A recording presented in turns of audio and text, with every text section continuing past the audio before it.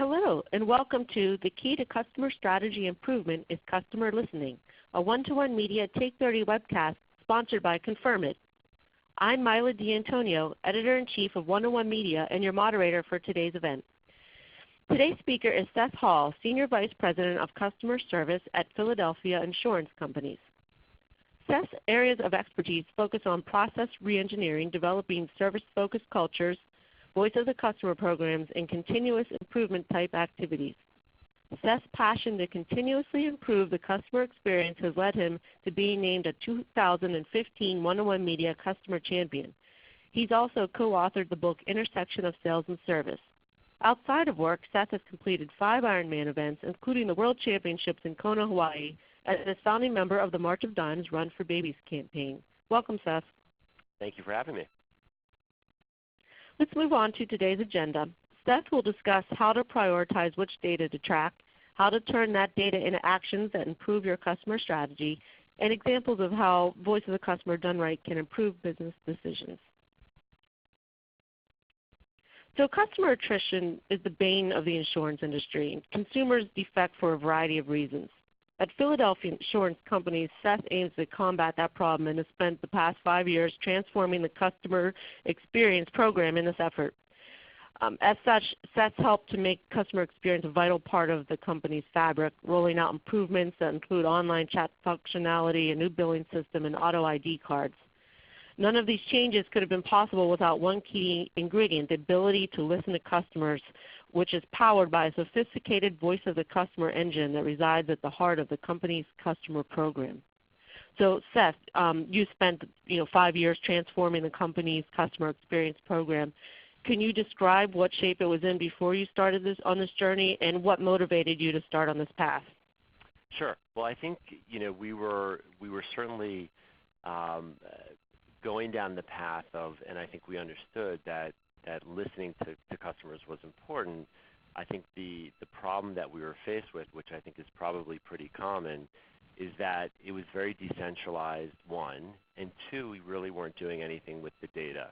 And so what we realized back then, and this goes back to about 2009, is that as our products started to be replicated and pricing became tighter, we knew that we needed a differentiator in the market, and quickly realized that listening to our customers and improving the overall service was that differentiator. So the impetus for us was really saying we really want to get our arms around what the customers are saying, but the reality is we don't know how to do that really effectively. So we were doing it. It was very decentralized. We really weren't doing anything with the data once we captured it, and so that was really the impetus for us to say, all right, we need a more formalized and sophisticated program to get our arms around the data and then to really take action with that data. And so that really was the beginning, if you will, of our formalized voice of the customer program. I see. So you had at a high level, you knew what you needed to do. So then what were your specific goals then with this transformation as you went along? Well, I think a lot of people jump into this very quickly, and I think we'll probably get into this a little bit later. But again, we were capturing surveys, but we were doing what I think a lot of others find themselves doing, which is doing a really good job capturing the data, but then not doing anything with it, not really getting very sort of tactical with, well, then what do we do with the data and how do we take action? Because if you don't do that, the program sort of falls short, right? So what we did was we really wanted to make sure that the data that we were capturing was tying to value-add changes, and that we were actually able to take that and turn that into very tactical, meaningful changes. And the other thing that we wanted to do, which sounds very simplistic but is very profound, I think, is we wanted to stop guessing around what our customers were saying. So there were always a lot of conversations around what to do based on what we think the customers want or what we think is important to them, as opposed to what we do today, which is let's stop guessing and let's actually let the data tell us what the customers are happy with, what they're satisfied with, or where there are pain points. right? Let the data tell us on what we need to work on. That's great. Part of the reason this program was successful in getting off the ground too was your ability to get executive buy-in and getting all employees really working toward delivering the customer experience. How did you do that? Well, I think there's a couple things. One is certainly making sure that there's agreement that there is this correlation between improving the overall service and loyalty, or whatever that measurement might be, retention, loyalty, increased sales size, reduced churn, whatever that important metric is for your particular company. Most industries they care very much about growing and keeping their customer base. So retention is usually a horizontal metric that most industries care very much about. So I think first you need to establish that connection between service and again, whatever that number is. And the good news is there's a tremendous amount of data out there that will quantify in great detail what that linkage can be. So I think that's the first thing, and then you can in essence kind of work backwards and say, well, if you buy into that, and if you're in agreement, as most CEOs and CMOs and COOs should be, then it's easier to make that compelling argument that listening to your customers will drive better experience and a better overall customer service score, if you will, and then that will translate to loyalty. So I think the important thing is really making sure that they understand what that linkage is between service and whatever that metric is, and then you can start to work backwards with what some of the tools and programs are that can support that. Great advice. And so you mentioned tools. While it's important to get the employees on board, technology is equally important. And I mentioned that you have the sophisticated customer listening engine at the heart of your strategy. Can you talk about what that entails and how you ensure that your program is facilitated throughout the organization? Sure. Well, I think the important thing for us, and I know that we're at the point in our journey where we've we have this established, and it's I think somewhat of a well-oiled machine at this point. It didn't start that way, and I think I think the end goal needs to be to make sure that you have your complete customer life cycle. There's a lot of work now in customer journeys, so making sure that life cycle is that you're listening at every key point along the way. We started out in just having surveys for our contact center. Now we've fast forward to today, and we capture really from the onset of the interaction with the customer all the way through claim adjudication. So we have the entire life cycle really captured, and I think that's very important. The tools that we have allow us to, both on a transactional level as well as through an annual survey that we have, take in obviously both narrative and free-form text, but also responses to questions that we ask, allows us to act in a very quick and rapid rate. So I'll give a very tangible example. So, and these rules can be defined based on what's important to you and the behaviors you want to drive. But we made the decision that for any detractor that comes in, and we define that for us just as 0 to 4. Anytime someone comes in at that level, that we're going to pounce on that. And what that means is we have a dedicated team. It's an action management team that will basically call or email that customer immediately. So the goal is that day, even if it's later in the day, we're contacting that individual to do a couple things. One of which is to acknowledge the fact that they completed the survey, which a lot of times they're amazed that we even do that. The second thing is to try to fix the problem. So if it's something that is they can't get into a system or they can't make a payment, we want to make sure that we're removing whatever that barrier is immediately. The third thing is if it's something that's you can't resolve very quickly, we want to make sure that we're being transparent about that, and then we use that as data to say, all right, is this something that we strategically need to focus on? So we try to bucket it into one of those two areas. The most important thing is the fact that we're reacting to that. So even if we don't have the answer we're getting back to that individual and saying, we heard you, we realize there's a problem, and if we need to apologize for that, we do, and here's what we're going to do to actually fix that problem. And then, oh, by the way, if that requires another follow-up, we're all over that, because these are great opportunities to really turn that service mishap or whatever it is into something that's very powerful and very meaningful. And the reality is it's not expensive. It's fairly easy to do as long as you have the right tool, which is important to capture that, and then the right process behind that to make sure that you're able to execute on that. Let's talk about that follow-up and that process, because collecting those insights is one thing, but then making sure employees act on them is a whole other thing. So how are you ensuring that the company and employees act on the insights that everyone receives? So we have a team that's responsible for that. So they have metrics in place to make sure that they are recording both those surveys that are coming in and then what their response is to that.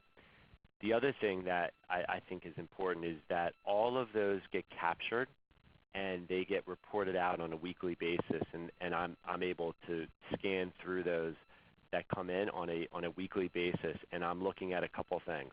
I'm looking at the actual survey that came in, so I'm able to get a summarized version of that. I also see who is the point person, so we actually assigned one person, not a team, but one person that's accountable for making sure we resolve that issue, whether it takes 3 minutes or 30 days, that person's responsible. And then you get to see the actual commentary from the survey. So we get that on a weekly basis, and we're actually tracking that and looking at what has happened. There are times where I will then pick up the phone. There are times where I will share that with our CEO. I will share that with the regional vice president in that area to really go above and beyond. It's not that we're at a senior level making a call on every single one, but we're able to see those that get illuminated and sort of the reason why and who it is, and say, this is one where I want to make a call and let them know that, again, we're sorry for whatever occurred. This is what we're doing about it. Here's my contact information. So we really try to swarm on this. And I will tell you what's really been very powerful about this is the fact that it's become part of our DNA or our culture. So people know that the weekly report is coming out. People know that if there is a detractor, that they're going to be alerted to that. So while I was talking before, anytime there's a 0 to 4, that will actually go to the regional vice president, where they are now taking action on that and sending notes out to their sales force. Usually it's the person that's responsible for that particular account, to say, hey, listen, this is a problem. We need to resolve this, so let's get on it immediately. So these things do not, and this gets back to our culture, they do not linger. This does not take 3 or 4 or 5 weeks or a quarter. We are pouncing on these things immediately, because we don't want to give the customer any opportunity to fill that vacuum with any negativity. Why haven't they called me back? Or quite frankly, we want to make sure that the issue is resolved. So those are the types of things we have, those types of reports. We also have a lot of, I'll call it kind of validation of the importance of this by putting commentary on our intranet. We have employee-wide town halls where we actually show our Net Promoter Score month over month and quarter over quarter. We have detractor alerts that go to these RVPs. And then we also have kudos alerts. So anytime there are all 10s, so someone is actually getting a really nice survey. I've been talking a lot about when things potentially get off the rails a little bit. But we also have a lot of positive comments. Our Net Promoter Score is in the upper 50s, so we get a lot of positive commentary, and that gets shared with the respective individual as well as their manager as well. So just a couple examples of things that we do to really ensure that it's embedded within our DNA and our culture around and the importance of this program. That's great. So it sounds like these changes really have helped to motivate your workforce. Can you explain how these changes have affected the way employees interact with customers?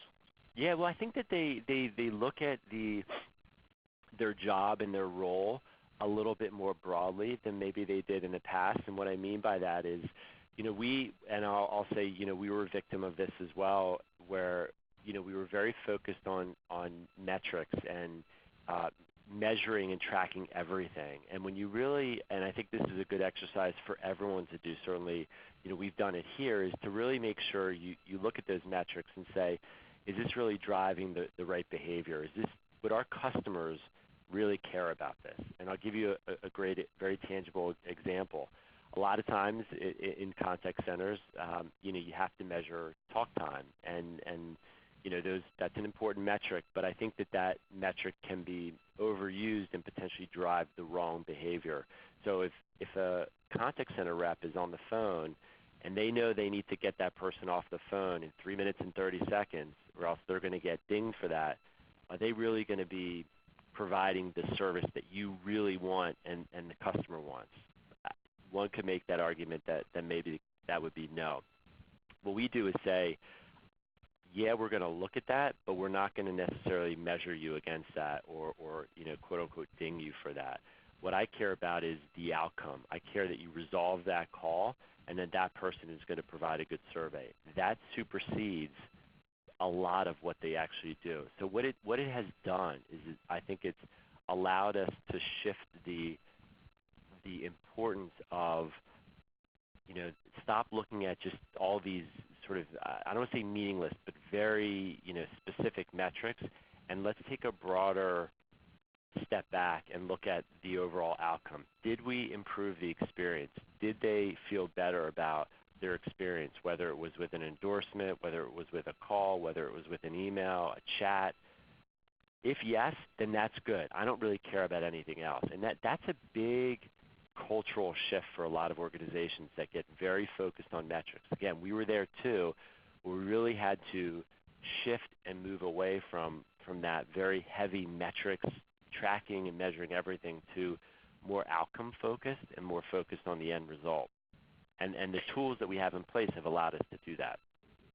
Yeah, that's interesting. So many companies do get mired in the metrics and data, but I think by combining the quantitative with the qualitative insights, you're getting a more effective outcome. So how has the strategy helped to position your company to make smarter business decisions? Well, I think it's done a couple things. I mean, one is the nice thing that we've had, which I call sort of the wind in our sails, is the fact that we've been able to show very meaningful bottom line impact because of the program. Both, you can look at the results prior to and after, and we've shown basically a 9-point increase in our Net Promoter Score. So we have a lot more promoters today than we did 5 years ago. Our customer satisfaction scores have gone up, as has our retention.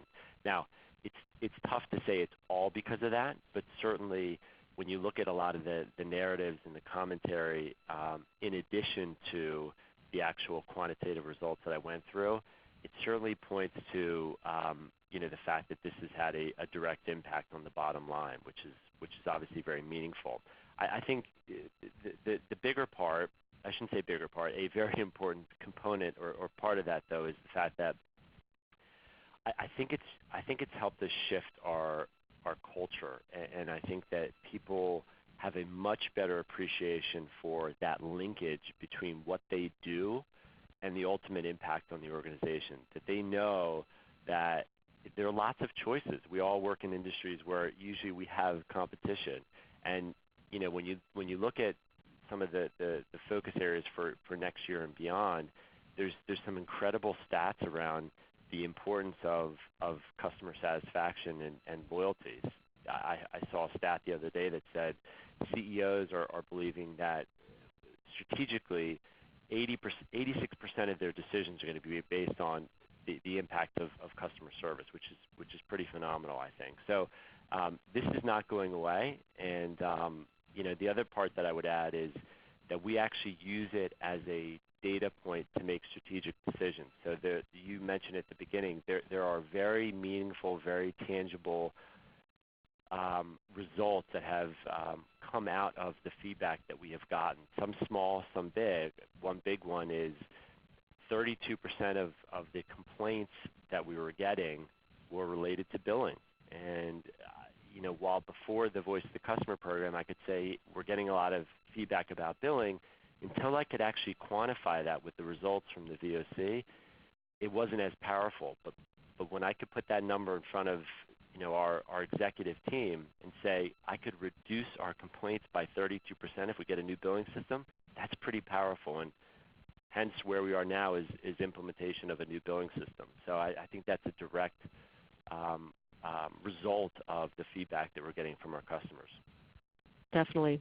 You cited the statistic about more executives investing in customer experience going forward, and I've seen similar statistics, but so many still are also stalled in their customer strategy and customer listening efforts. What advice do you have for those companies? I think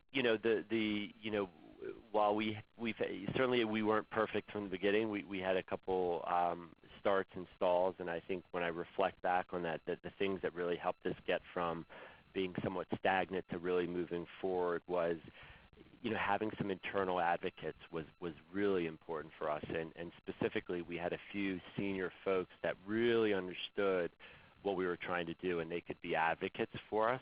So it wasn't just me standing alone on a mountaintop saying, hey, this is important. I actually had a few senior people next to me that really bought into it, that understood it, that I spent time with, and that started to see the actual value of this program. So that's huge. If people don't have that, I would strongly suggest that they start thinking about those internal advocates. The other thing that we did that I think ended up being very helpful was really starting to think about starting small and building. I think starting with the end in mind is always good and very important, but getting there in increments is, I think, really the way to go, establishing milestones along the way. We didn't have the complete life cycle of our customer captured from the very beginning. We started out with just the contact center, and then we expanded to sales and marketing, and then we expanded to claims. And I think you need to think about what are those logical milestones or chunks that you can start with. That's something that might be helpful. The last two things are really tying what you're trying to do to a business benefit is huge. So trying to tie it to increase retention or moving the needle on NPS is I think, vital. To go in and say, well, we want to implement a Voice of the Customer program, or we want to invest more time or money in a Voice of the Customer program just because others are doing it, probably won't get you where you need to. But to be able to say, I want to implement it because I want to move this number or reduce this number, I think it can be impactful. And then the last thing is, the good news is that our world here that we're talking in terms of Voice of the Customer and customer experience, there's a tremendous amount of case studies available that are out there that people can leverage and use, quite frankly, to say, you don't have to believe me, but let's look at others in our industry or even outside of our industry that have gone through the same journey and look at the benefits they're able to realize. That can ring pretty loud to some senior executives. So maybe all of those work for people listening, maybe one of those or some, but those are just a few that I thought through that might be meaningful to folks on the phone. Excellent advice, Seth. Thank you so much. Finally, can you share how you plan to evolve your company's strategy for 2016? Sure. One thing is I'm not one to change for the sake of change. So things are working really well. This is a program that's embedded in our culture. The results are good. We have a good process in place. So continued strong execution of this is obviously something that will be a main focus. The other thing, too, is we start to look at broader CRM type tools. Salesforce is out there that certainly a lot of people know and use, is trying to integrate better with some of those systems. So our Voice of the Customer program that we have with Confirmit is standalone. It's integrated with some of our work, but not as integrated as it needs to be. Salesforce is a great example of where that linkage can happen. We just haven't. And I think that you'll see a lot of other organizations really starting to marry their CRM type applications with whatever they have from a Voice of the Customer program. I think that will be something you'll see. And then for us specifically, there's two other things. One is the importance of the free-form text, the narrative. There's such rich data in there, and to be able to call that out and make meaningful decisions based on that is really going to be something that we're going to focus on. We look at it today, but it's very hard to aggregate that data in a meaningful way. So that's something that we're working on, as well as the last thing I'll leave you with is, and I know this is something that a lot of companies struggle with, is how to use that data across the organization. We do it, and there are times where we do it really well and times where there's some improvement, but making sure that customer service is viewed less as a vertical and more as a capability across the organization. And the data that we're pulling from these systems and the process will allow us to do that. It's just we need to do a better job of promoting it as a horizontal capability, and that's something that we'll continue to focus on. Excellent. And I'd love to catch up with you after you've had those plans in place to see how they're working out, because they sound like very interesting. Absolutely. So thank you so much, Seth, for your time. This concludes the Key to Customer Strategy Improvement is Customer Listening, a one-to-one media Take 30 webcast sponsored by Confirm It. On behalf of the entire team, thank you for attending and have a great day.